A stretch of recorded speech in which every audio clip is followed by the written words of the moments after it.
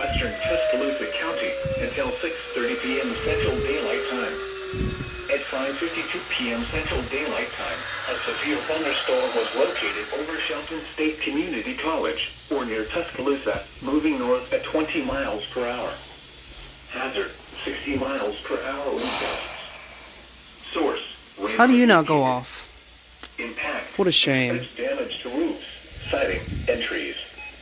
Locations impacted include Tuscaloosa, Hold on. Northport, Hull, Moundville, Coker, McFarland Mall, Lake Levine State Park, Shelton State Community College, Tuscaloosa Amphitheater, Bryant-Denny Stadium, Tuscaloosa Regional Airport, University Mall, Deer Lick Creek Campgrounds, Lake Tuscaloosa, Englewood, Cottondale, Little Sandy, Flatwoods, Maxwell, and Peterson.